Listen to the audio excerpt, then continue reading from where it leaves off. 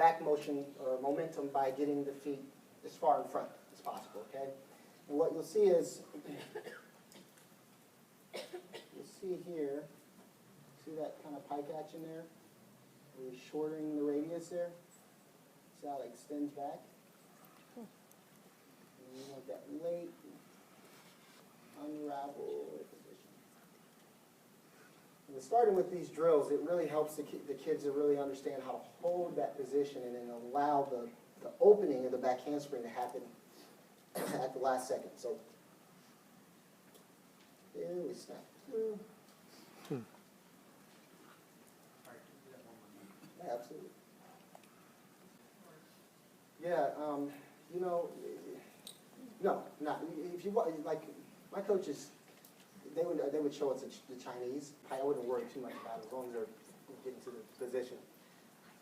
All right, we're gonna skip a couple of these.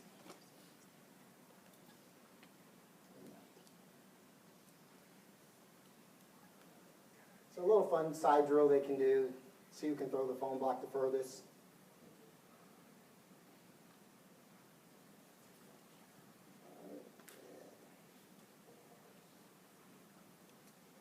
All right.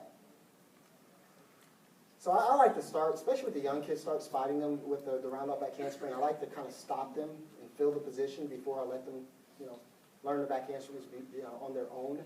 I feel like that really helps them to get comfortable with turning over that roundoff before initiating back handspring. So the roundoff catch, and then unravel.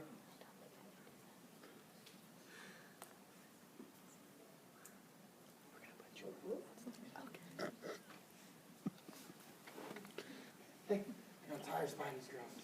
No, Charlie.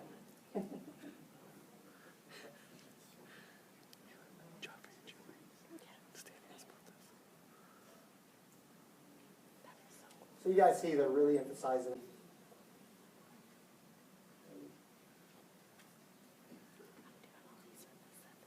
That's basically what we're looking for is the snap in. You guys see that? And then she naturally starts to go back, right? And there's no knee bend at all. And we create this blade, open, open, open.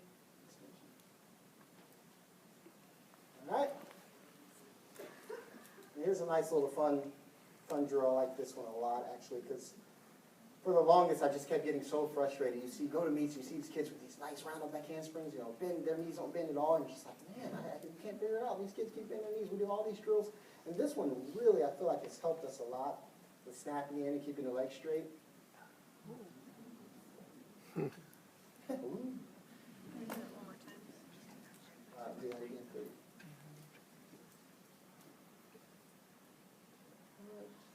Snap in.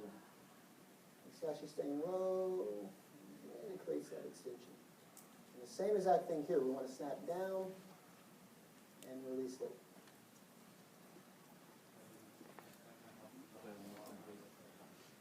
Man, wow, that was very, very, very intelligent. You know what? I'm start sending kids over there. Hey, do the toe and top drills. Like, the back handspring drills. You know what I'm talking about. You know what Chuck said? All right. Yes, ma'am. Absolutely. Yeah. I'm sorry. I feel like I'm rushing you. You got it. You got time.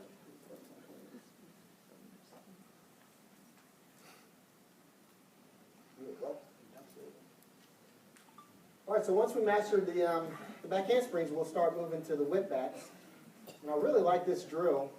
She just got lucky, like no one has made this since, you know. So, you know, just like, you gotta make it. We have Congress in 2 weeks. Okay? You're gonna stay on this floor until you make it. Otherwise, I'm kidding. No, shoot, I'm done with that. All right, here we go.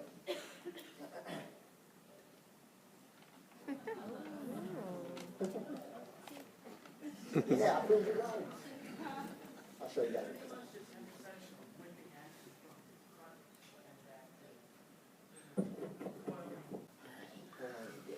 All right, so this is the back circuit for like the babies, the little guys. And this is a really good drill I got from Ivan from, he'll be here Sunday. If you guys are here Sunday, really check out his lecture because he really breaks down these same exact concepts, but he breaks them down really, really, really well and has a great mind. He comes from, you know, that system, that Soviet Union system where You know, they learned a lot of these concepts back when he was an athlete. So you see this action? The feet are in front and the body's moving which way? Backwards. And I know at first it really was earth-shattering for me because it's like, wow, why would you pike like that? Like, what is that? You know what I mean? Because, you know, I was taught, you know, as a gymnast, I was taught to do that. But when I was, when I started coaching, I started watching other coaches, and I thought doing gymnastics and coaching was two different things. So they told their kids put their arms up, so I did the same thing. I'm like, okay, your arms gotta get up. That's the thing, man. You know what I mean? So it's really when you break it down. Let's see. We'll do back handsprings, and we'll do the same thing from the roundoff back handspring.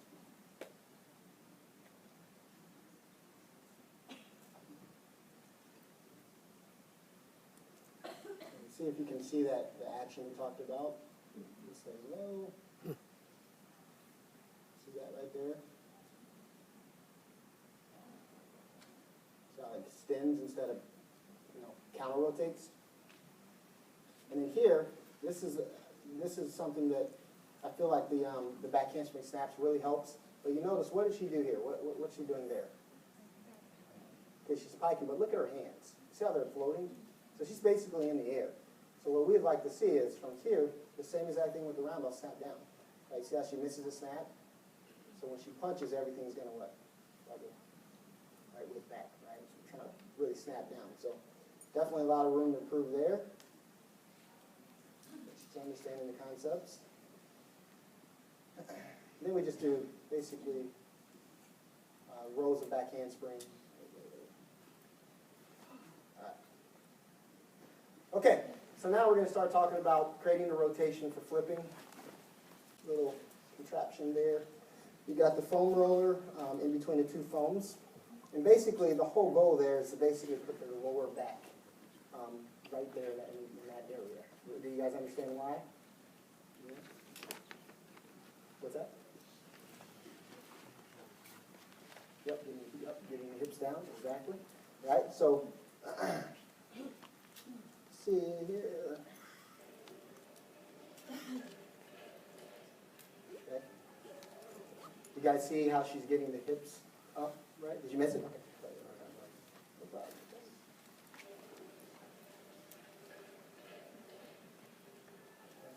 See how she's creating this stretch position? Okay, and I know, you know, what's that?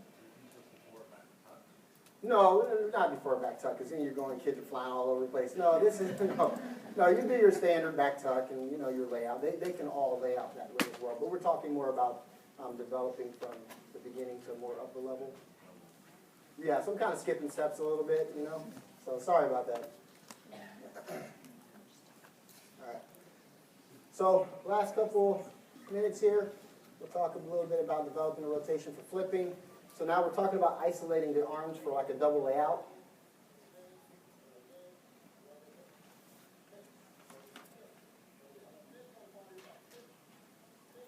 We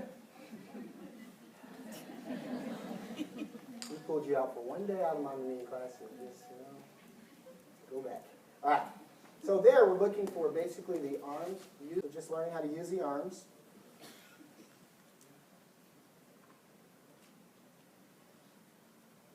Lifting the hips.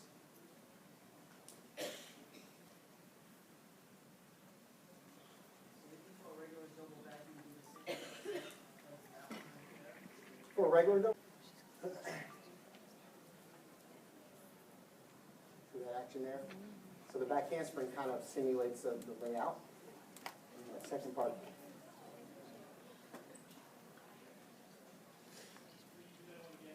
Yeah, absolutely. Oh, no problem at all.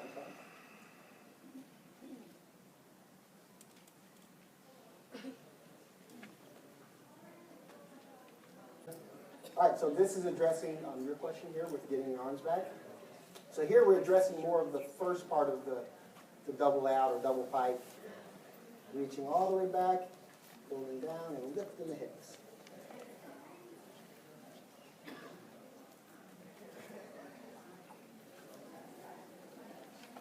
So with the double pike, this is where we'll start. We'll start with the reach on the beam, snap, and then create the double pike. Does that make sense there? Oh, sorry. So we're looking for the reach. Arms get all the way back. Then we're going to snap to the nice pike action. All right. Let's get this one. All right, so now it's playtime. Use your little phone, bro. What's wrong with you? All right.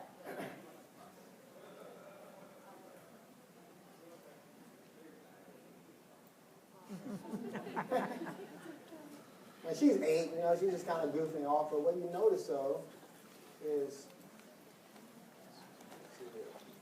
you notice her arms didn't get off and did not get all the way back.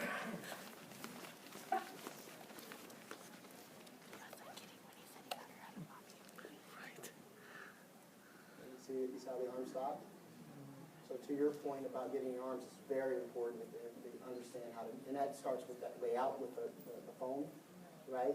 Getting those arms back. Because what happens is their head starts to go back, they don't create that rotation we want. All right.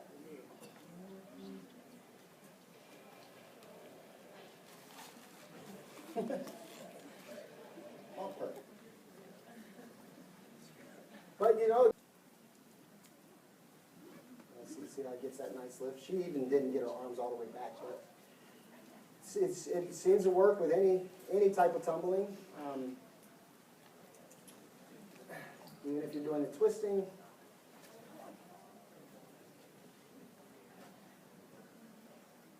You see that roundoff, that handspring, I should really load it and extend it. So that's basically, I think that's basically it.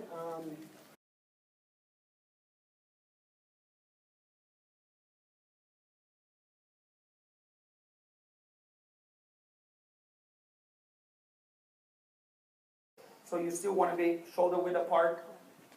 So maybe smaller mats, or make sure the hands are close to the line. But the line between the panel mats, it gives them the visual, though, okay, I got to put one hand here, one hand on the other mat.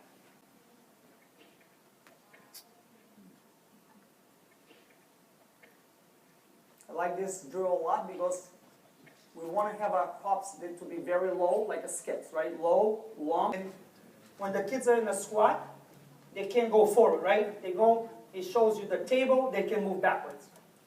Last time, what they do, they swing the arms, they swing the head before, hips open forward. Do we all have those ones, that crazy one that they want to go backwards, but they move forward? So in this case, like I was showing earlier with that coach, you know, the C drop. The more power they want to create, the more they sit back, the faster they're going to move forward, you know, backwards. So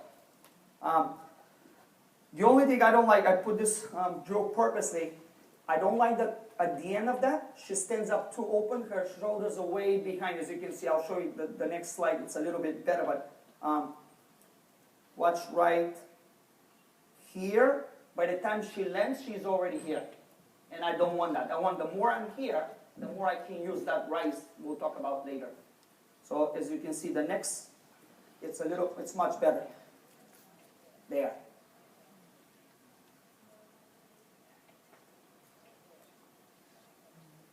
I mean, think about this position as a spring. You fold the spring, what would happen next? I can use it, right? So that's pretty much what I'm trying to create by doing the pipe.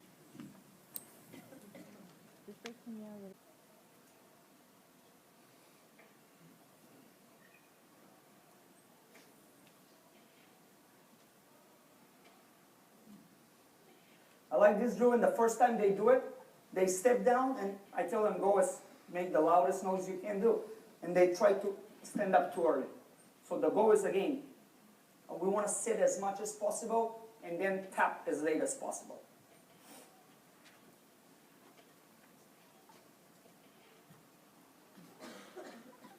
And again, in reality, nobody tumbles this way, right? But because when you go from handstand, that's kind of, in my opinion, it's an old technique. Going from a handstand, doing snap down, you don't want to do that rise. Do you guys follow what I'm saying? I'd rather see something quick, almost like to me this looked like a toe-on, right? I know you guys, a lot of you went to Tom's new lectures. Pretty much it's a toe-on action, right? I mean, it's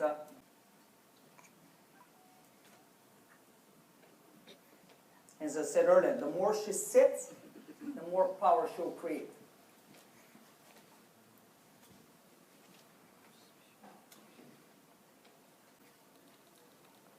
In all the drills so far, as you can see, we did not do one rebound.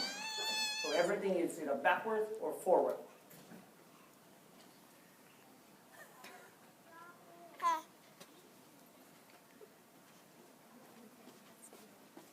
I find this very, very difficult drill for the kids, especially if they do 2-3 whips. The first one is okay, and then naturally they start going, then you can see the last 2-3, they're just falling. You guys follow what I'm saying? Like, him up, if they want him to go higher, what happens? He doesn't work harder, we put more weight on that side. So more weight on this side means more height on this side. You guys follow what I'm trying to say? So I think that's a lot more efficient. Another analogy is if I have a bungee in my hand, if one side is mobile, one is stable, if I move and I let go, it's going to snap, right? The more I pull, the faster it's going to snap. If I bring the two ends closer, when the bungee is loose, there will not be a snap, right? Because there's no tension. Kind of tap swing on bars. So pretty much the way I'm trying to, the concept to teach you is whatever you guys teach on bars.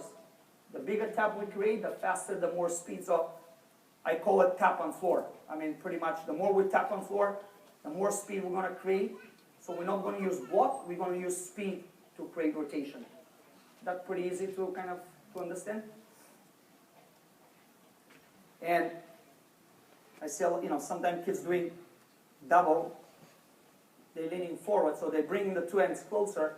So this way there is no stretching part, right? There is no tension. Another way, think about when your kids do straight body cast to handstand on bars. What happened? We lean first, right? And then the legs go second. On floor. Because what is a yoke change? It's a double layout on the way up. You touch the table, actually you increase the rotation, right?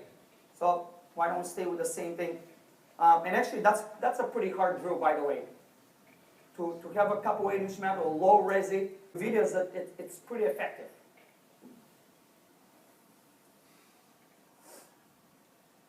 So a couple side station, they can, one is the roll for the double, so make sure at the end they really rotate the shoulders up.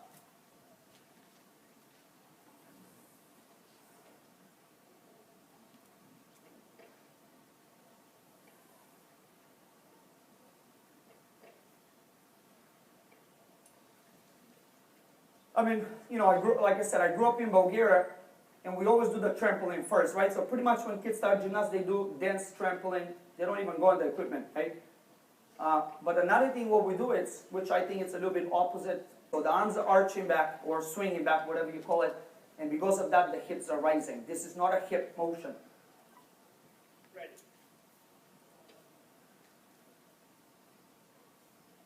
And again, the more she spiked, the more range of motion we can create. In the result, there'll be a lot more energy. Okay, so as I said, I mean, tramp is the place you want to do those skills. You don't want to start them on the floor first.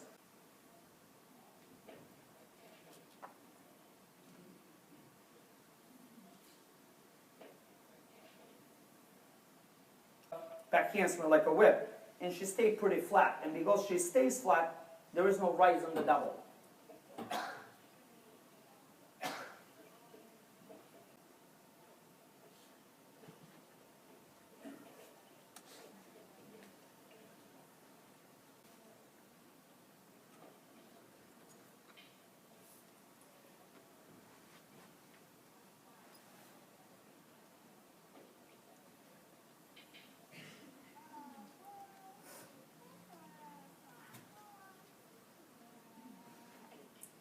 That way, hips go the other way, and that's why you see a lot of times if you stay behind, kids twist early, they go this way, right? So what can we do? That's why we should do quarter. It is not a half turn. All we want to do, especially Arabian, full in, we want to just slow.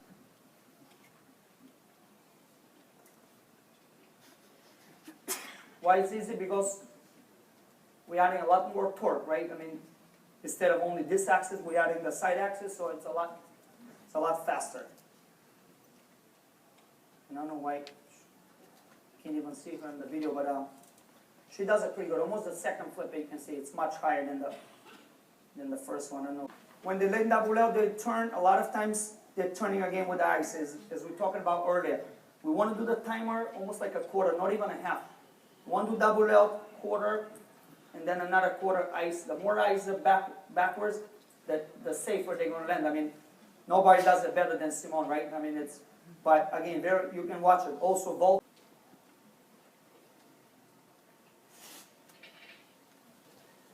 I mean, this kid is 10 years old, and all she does is spin. But look how far arms are behind.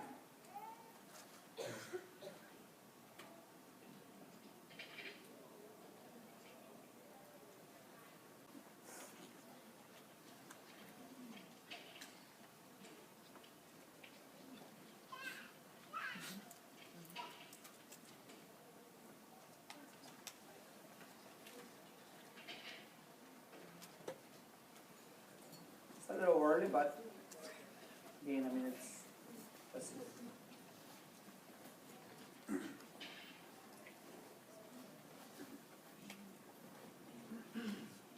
One of the great examples, I mean, I don't know if you guys seen Jake Dalton, but he does a double layout Arabian. You can see how, I mean, but again, what we're looking for, I call this at camps pipe, to do a pipe layout, because I want him to almost to start and stay in this position. They feel their pipe, but actually they're layout. Because a lot of time when they try to do a layout, they're landing here, their shoulders are way back, and the flip goes down. It doesn't travel. And as we talked about earlier, the connection comes when the body travels far, not rotates far. A lot of time when they do 1.5, they do round up, they twist here, versus I want them to go back and then twist. As we talk about front twisting, on the backwards we do full, and then we pretty much repeat the process.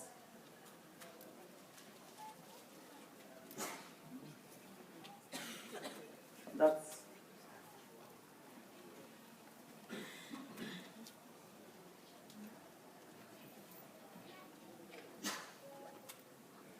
so I know I'm late, but the reason is because I did a lot of basics, and that should have been the next lecture. So Jimmy, don't get upset.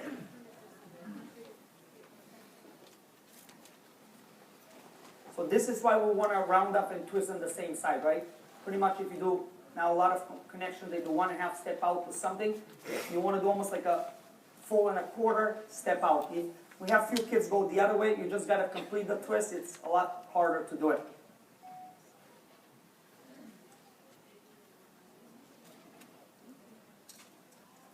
So that double full is more for triple. If you want to do for 2.5, we're looking for a lot longer double full.